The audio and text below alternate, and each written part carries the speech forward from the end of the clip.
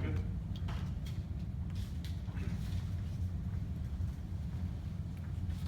Good evening.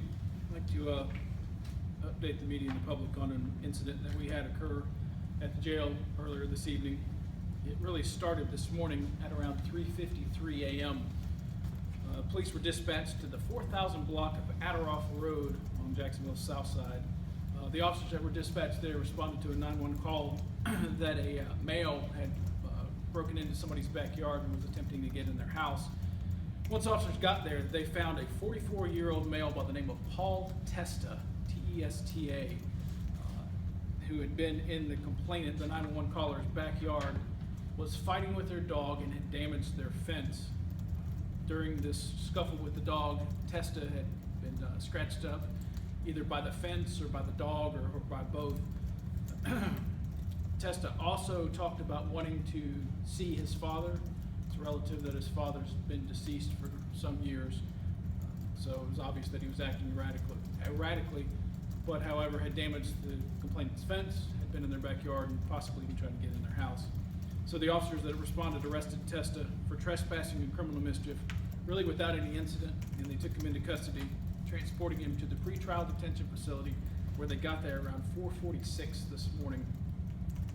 He was booked into the jail, the pretrial detention facility, without any incident, and he remained there until about 7:15 this morning without any incidents, when he started acting erratically at the 7:15 hour. He started trying to rile up some of the other inmates, jumping around, again acting erratically, when the corrections officers made the decision that they were going to restrain him. At that point in time, he began to fight with them somewhat violently, attempted to avoid being handcuffed. They actually got one handcuff on him. He fought those efforts and was tased at that point in time this morning. The officers transported him then to the corrections medical personnel. They investigated that and looked into his condition. He was treated and released by the corrections medical staff, and it was documented. That was the rest of the day until about 2:30 this afternoon. It was time for Mr. Testa's appearance, at his first appearance, to answer for the charges that he'd been arrested for the criminal mischief and for the trespassing charges. So they handcuffed him from the location where he was being housed over to the first appearance. And it's relative, that's in the same building, it's just a hallway away. He went there and for the most part was non-disruptive during the appearance in J1, which is what we call it, the first appearance. It wasn't until the end of that first appearance when he heard the fact that the judge had issued an ex parte order for his involuntary committal. Basically what that means, he'd been Baker acted, been committed for his behaviors against his will.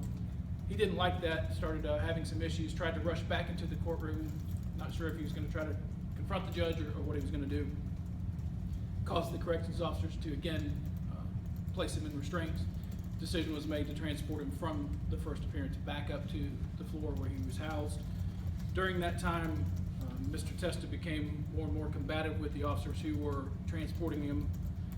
Once he got onto the elevator and up to the 6th floor where he was housed, that combative behavior became very violent. They continued to walk him to the 6th floor dorm. The violence became more pronounced. They began to fight with him. He resisted efforts to be handcuffed. They tased him, during which time he initially responded. However, once the tasing stopped, he continued his violent resistance of these officers. They were able to get him re-handcuffed and place him in the prostrate chair, which is a chair that's used for violent inmates to safely keep them from harming themselves or for others. He was placed in that. Almost immediately upon being placed in the prostrate chair, they noticed he became unresponsive. They took him from the prostrate chair, called for the corrections medical personnel and the jail doctor who was in-house at the time. They responded to the 6th floor, began providing medical treatment to Mr. Testa. Jacksonville Fire Rescue was called. They transported him from the jail over to UF Health. He is currently in life-threatening condition at the hospital. His family has been notified and is with him currently at the hospital. This arrest from this morning is really his only local arrest history. However, he did have a mental health contact with us back in April 19th of 2013. This was at his residence, and JSO was called out, and they found him at that point in time. He was armed with a full-size machete that he had stuffed in his pants and was threatening to burn his house down and kill his neighbors. At that point in time, he reported to police that he was seeing demons, zombies.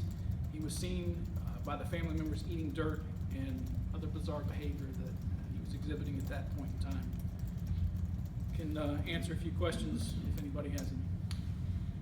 When you're talking about, sorry, Stephanie Brown, WOKV, you're talking about a man that I guess we could already say had been exhibiting weird behavior and then later in the day had already needed to be tased.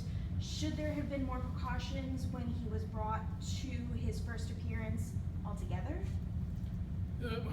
There were adequate personnel that moved him from his location where he was housed to J1 to the first appearance. You know, you do your best to allow somebody to have their moment in court there. And for all intents and purposes, during the time that he was in there, he was not acting bizarrely, was acting fairly normal. I guess it wasn't until that he overheard this that he began to have problems with the state attorney, his public defender, the mental health counselor, and then rushed back inside. So it's hard to second guess what they did, but it seemed like there was adequate personnel. There's always adequate personnel, bailiffs, corrections officers in the J1 courtroom, just in case anything ever breaks loose.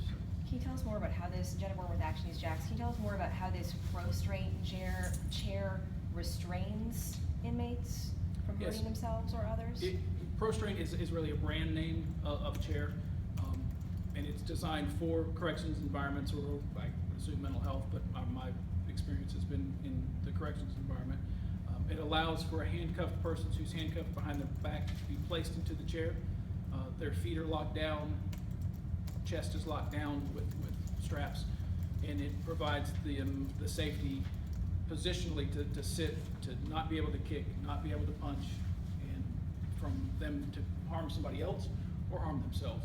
Ethan Calloway, WJXT, was there any, could you say specifically what it was that caused him to become unresponsive in the chair? Was there any indication? It's really hard to say. You know, we're only a few hours into what we're doing. The hospital has him now and is working to provide medical treatment to him. So it's really not sure what may have caused his condition to deteriorate to the point that he had to be transported to the hospital.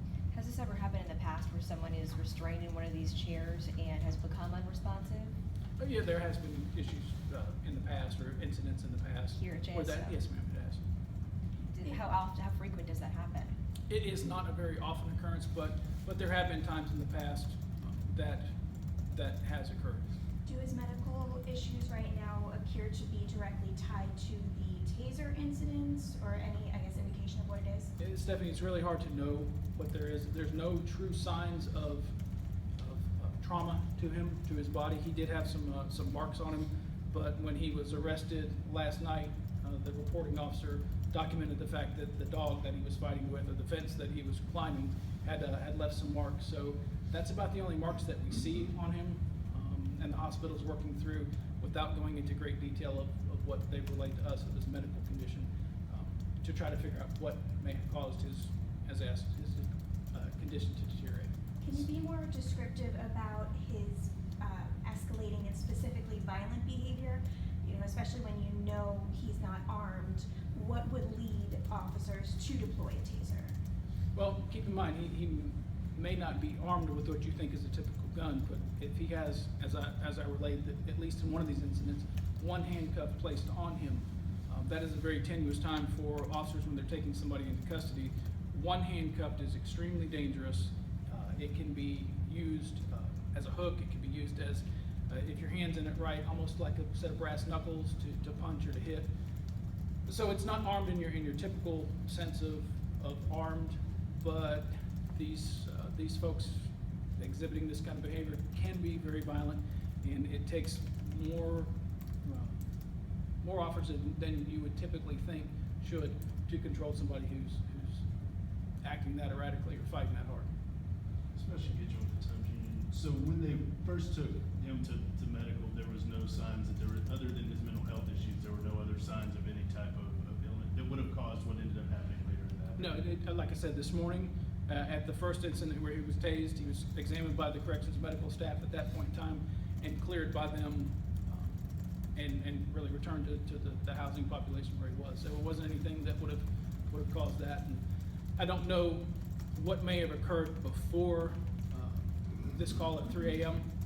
You know, what his conditions were, or what he may have done or taken or been associated or involved with before then.